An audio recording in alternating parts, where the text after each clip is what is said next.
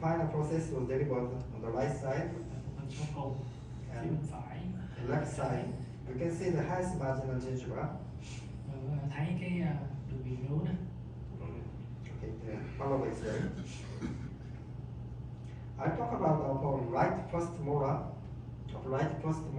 and lower left the first molar. Các anh sẽ điều trị cho hai cái vùng này, vùng 1 và 3. It has been around about 1 year at the extraction. Đây là cái thời điểm sau 1 năm rồi, chỗ ra 1 năm rồi. It seems that bone quality is poor. Có vẻ là chất lượng xương của nó rất là kém. It looks like that there is no alveolar bone, especially the palatal side. Gần như là không có xương ở phía mặt hậu cái, chất lượng xương rất tệ.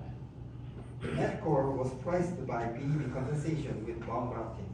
Thì ở đây là cái vị trí mà mình dùng cái thông BEB mà mình đặt implant vào. Like the Q4 manual. Đây là xương mà đánh giá là B4. The vocal bone is resulted from severe periodontitis on the left first molar. Cái răng cửa 6 thì cái mặt ngoài nó đã bị mất do viêm chu. The medical was placed the lingual side and grafting was done on the vocal side.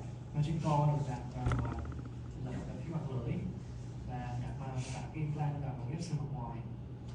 The panoramic view at the freshman. Phim pano ngay sau khi đặt implant. The parallel CT scan. Trên phim CT. The temporary crown was delivered, not the final processes. Thì đây là cái phần tạm, cái phần xương cùng đó. Panoramic view, the warmers at the freshman. Đây là sau 1 năm. And the CT scan. Có phim CT. And intraoral photo. Anh chụp trong miệng. About 3 years parallel X-ray. Đó khoảng 2 năm rưỡi. Then we can see the change of the alveolar bone around the magic pin thread. Có thể thấy cái sự thay đổi của cái xương ổ xung quanh cái ren của implant. As this is increasing and the bone has peeled around the magic pin thread, especially the palatal side. Đặc biệt là ở phía mặt hậu cái thì mình thấy là có tái cấu trúc ở cái dấu ấn của xương vỡ rồi. The change of the bone before the immediate placement. Cái sự thay đổi của xương khi mà mình mổ đặt implant tức thì. The bone has peeled more than we expected from the CT scan. Xương chỉ là nó còn tái sinh tốt hơn là trên khung CT mình dự đoán ban đầu. Here I would like to mention the progress loading. Thì đây là cái bước mà mình cho tải lực từ từ như thế nào. It's not a restricted magical, it's about all dental implant. Thì không chỉ là cho nó sẽ co mà cho hệ thống implant nào mình cũng có thể thực hiện như thế này. The progress loading is not about the loading time, it's about the loading method. Thì cái cho tải lực từ từ thì cái quan trọng không phải là ở thời điểm mà cách thức mà cho tải lực như thế nào. The method is by using PMMA for loading after a certain period instead of the final processes. Cái cách thức mà mình thực hiện nó sẽ là cái bước tận tạng bằng PMMA bằng nhựa, rồi sau đó một thời gian nữa là phần sau cùng. Progress loading permit the bone to remodel and organize in according to the Urbs law. Thì cái chuyện mà mình cho tải lực từ từ nó sẽ cho phép xương của nó thích nghi và tái cấu trúc theo cái hướng lực. That all quality and quantity increase on the physical stimulation. Thì cái chất lượng xương và cái quá trình tái cấu trúc nó sẽ được kích thích bởi cái lực nhai.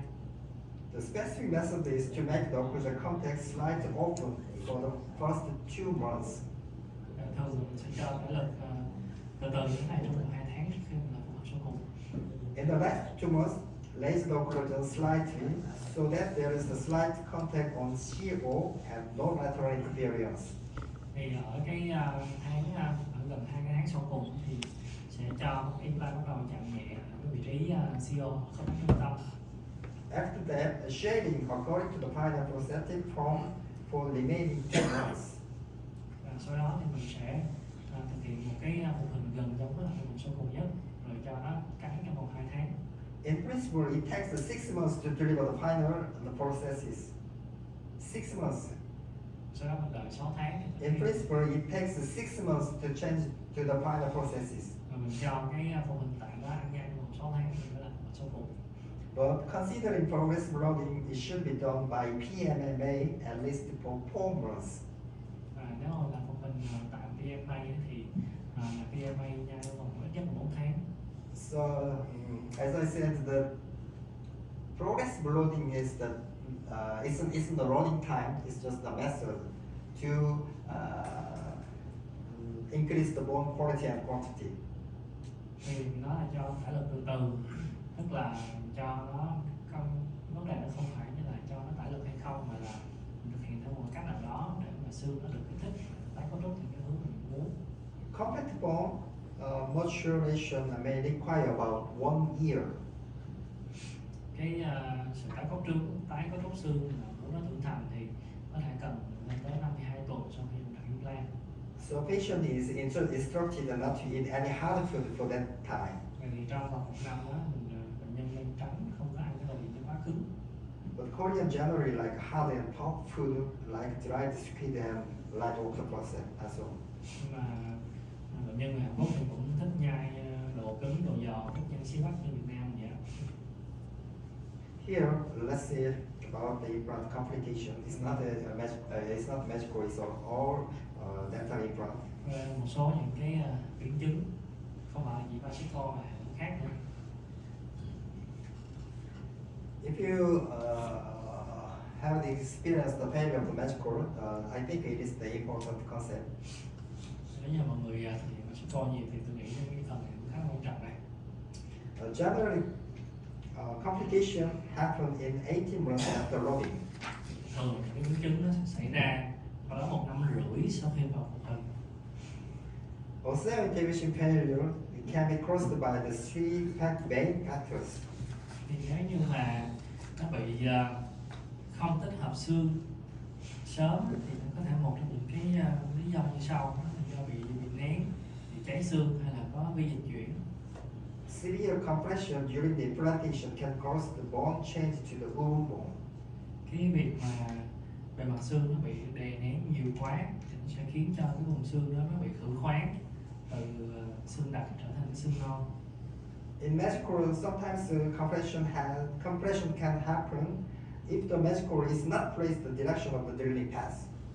Thì đối với hệ thống Basico, cái việc mà bị nén xương nó cũng có thể xảy ra nếu như mà mình vặn cái implant vào nó không có đúng hướng với lại cái hướng mà mình sửa soạn từ đầu.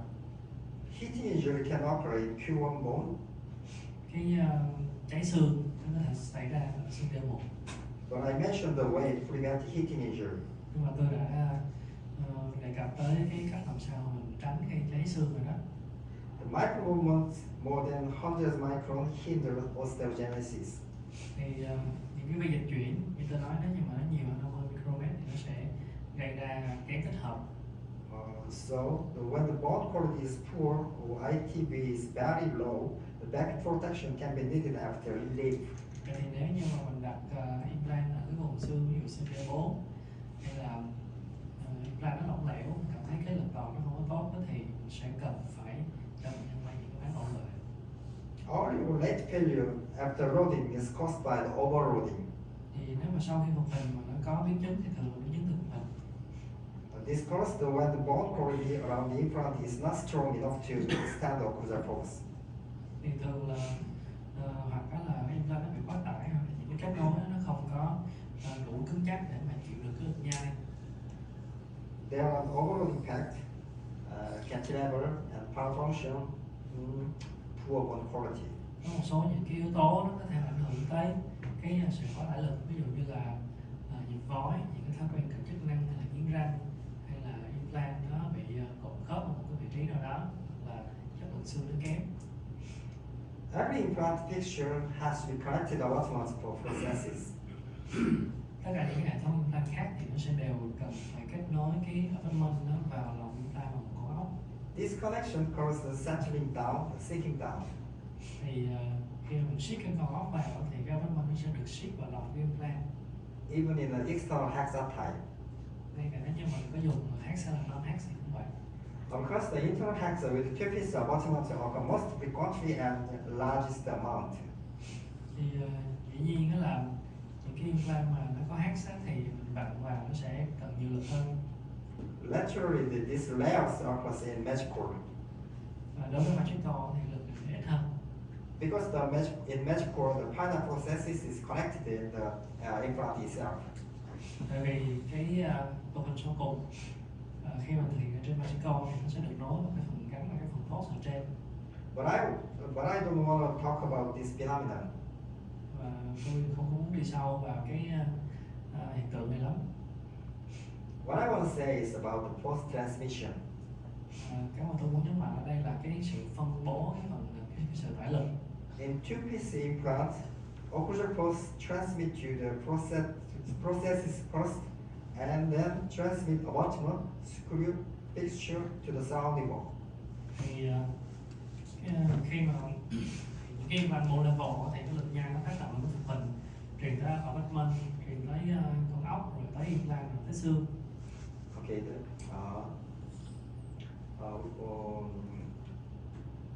Occlusal pulse is the transmit the processes first, and next is the abutment and screw and fixture and surrounding wall.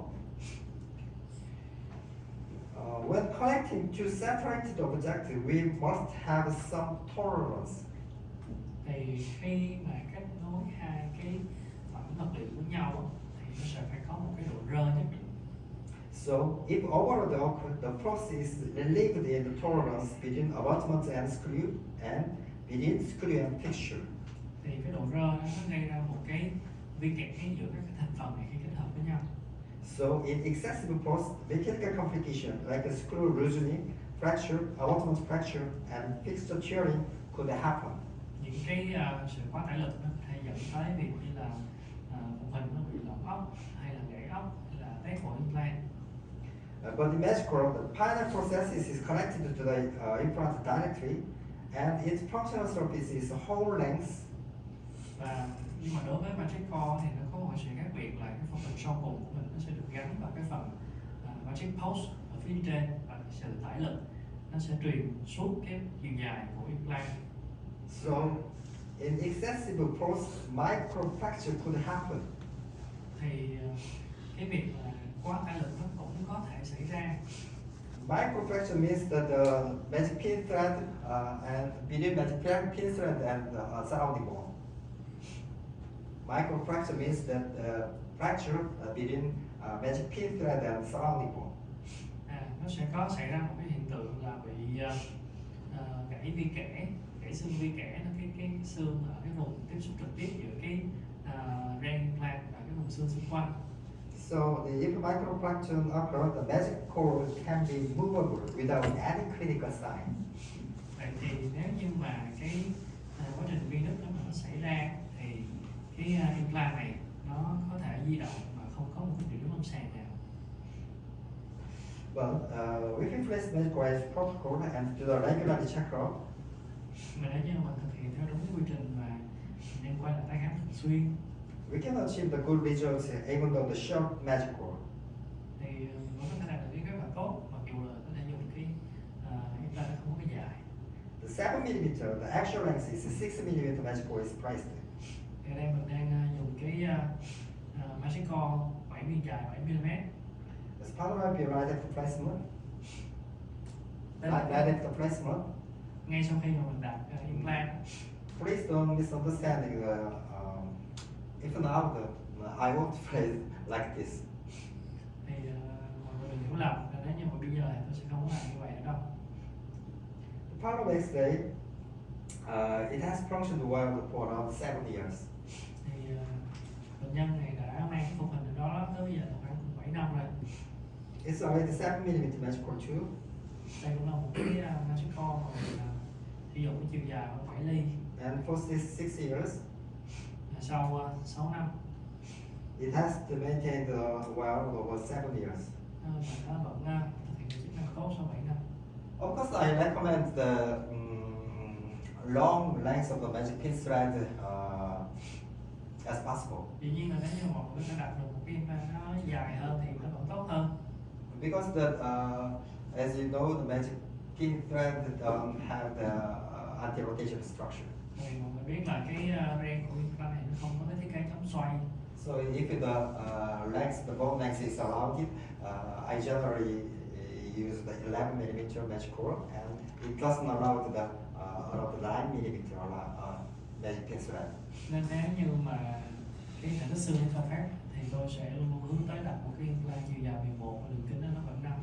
It is so rare to place 7mm implant. In my case, but sometimes I have to use the 7mm because of the mandibular canal.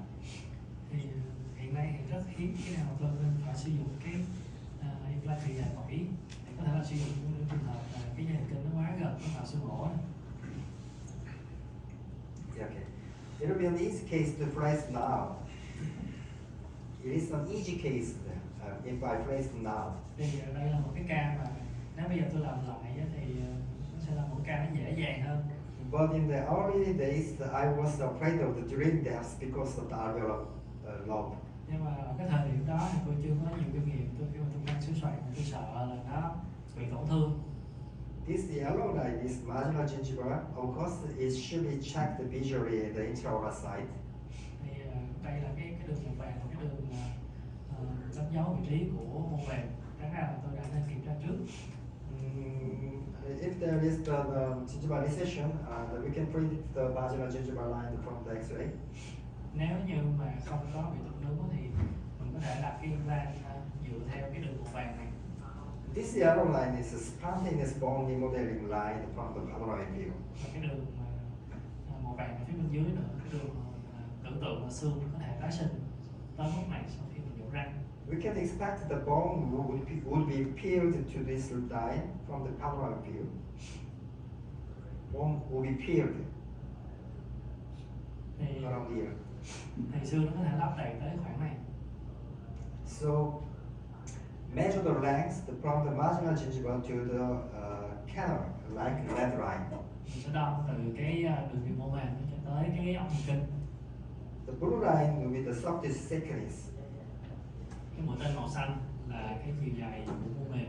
So for example, if the red line is the red line length is 60mm and the blue line is the 4mm.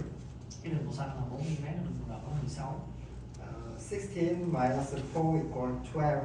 So the magic pin thread length should be less than 12mm. Thì nếu mà chịu cộng lên nhân chia thì cái implant mình có thể đạt được là sẽ có cái chiều cao đâu đó phải dưới 12 mm. Then we can choose the 9 or 11mm length of the magic pin thread. Thì mình sẽ chọn cái implant 9 hoặc 11. Because the blue line is 4mm. Cái đường màu xanh là 4. When we place the magical in equal margin to the gingiva, the cuff length will be 4. Nếu như mình muốn đặt cái phần post nó ngang với lại mức mô mềm thì mình sẽ chọn cuff là 4. But in immediate case, the post margin is placed 1mm below from the marginal gingiva, so magic cuff 3 will be chosen. Nhưng mà nếu mà nhổ răng rồi cái đích này tôi khuyên mọi người nên đặt cái post nó dưới nướu 1mm thì mình sẽ chọn cuff là 3 thôi. Drain depth is the same. Cái chiều sâu khi mình mang sửa soạn vào xương cũng như nhau. Drain depth for all magical is 30 thickness plus magic pin thread length. Thì cái chiều sâu khi mình mang sửa soạn vào xương nó sẽ tính từ cái điểm 29 là mô mềm. Okay, in this case, the width, the pore, the softest thickness 4mm and 11. If you choose the 11mm magic pin thread, the 4 plus 11, the 50mm. So the drain depth is the 50mm from the gingiva. Ví dụ như ở đây mình chọn cái implant 11mm rồi cuff là 4 thì cái chiều sâu khi mình sửa soạn sẽ là cái mức 15mm ở trên mũi khoan. The magical is placed it correctly as seen in the photo. Seen in the photo. Mình thấy là Incorrectly placed. khi mình đặt implant đúng vị trí thì It is placed the distal socket to avoid the large defect of medullary socket, but it was placed too shallow. Thì ở đây mình đặt cố gắng đặt ở cái chân xa để tránh cái phần nhiễm trùng lớn ở chân gần, nhưng mà nó lại có một cái sai lầm đó là The panoramic view lighted placement. khi mình đặt ở càng xa The panoramic X-ray. trên phim X-quang theo dõi nè, The final process was delivered 4 months after placement. thì mình làm một hình sau 4 tháng. Because I wait 4 months, the pin strength is engaged just 1mm in freestyle bone. Thì cái ren nó chỉ có gài vào cái lớp xương còn lại khoảng 1 mm thôi. Follow X-ray. Trên số ảnh X-quang này. The shape of the processes is a little unusual because of the placement depth and position. Mình đặt cái implant ban đầu nó nông quá nên là cái hình dạng của khung hình nó hơi chồn ra ngoài. It looks there is the major cantilever. Thì nó giống như là một cái nhịp gói này. The panoramic view, Trên ảnh pano, periapical view, and CT scan. CT scan và full chart. The 5 years after placement of the X-ray, Sau 5 năm sau khi cấy ghép thì soft tissue around the process looks healthy. Looks healthy. Sound. thì mình thấy là cái mô bền nó khá là khỏe mạnh. Okay. The 7 years after placement, it has functioned without any complication. Thì implant nó vẫn thực hiện được chức năng, không có biến chứng gì. There are many reasons to cause mucositis and implantitis. Có rất là nhiều những nguyên nhân dẫn tới viêm mạc và implant. This article is about the relationship between the shape of processes and periimplantitis. Thì có một mối liên hệ giữa cái hình dạng của một hình với viêm implant. The incidence of periimplantitis varies between studies. The incidence of the implantitis varies in studies. Thì cái tỷ lệ của implant nó rất là khác nhau trong cái nghiên cứu tổng quan hệ thống này. But it is generally reported to the approximated 15 to 20% of implant. Nhưng mà cái tỷ lệ biến chứng nó sẽ đâu đó gần 9%. The incidence of the periimplantitis was compared based on the emergence angle and profile of the processes. Và mình nghĩ có mối liên hệ giữa cái viêm implant này với cái dạng thoát của khung hình hay không. The incidence of the periimplantitis is generally known to be about 3 times higher in bone level compared to the tissue level implant. Thì so sánh giữa implant bone level và tissue level thì viêm implant ở cái implant bone level thì nó cao hơn gần gấp 3 lần so với tissue level. This article says that the bone level implant, the incidence of implantitis is higher when the process shape is convex and emergence angle is over 30 degrees. Thì ở cái nhóm mà bone level thì nó thấy là nếu như mà cái dạng thoát của khung hình nó là dạng lồi trên 30 độ thì nó sẽ có cái tỷ lệ của implant nhiều hơn. That means that we have to place the bone level implant somewhat deeply. Thì nếu như mà mình đặt implant bone level thì mình sẽ có cái xu hướng là đặt implant nó sâu hơn. In the past, when you place the bone level implant, we just offer the flap and drain the crestal bone and equimogen was some 1 millimeter from the crestal bone. Mình sẽ đặt âm xương dưới 1 mm.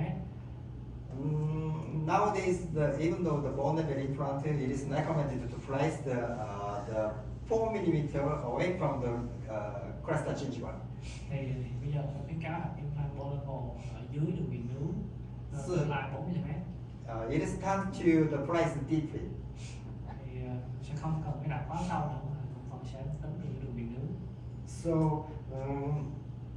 deeply place the implant, the emergence profile and emergence angle is the attitude.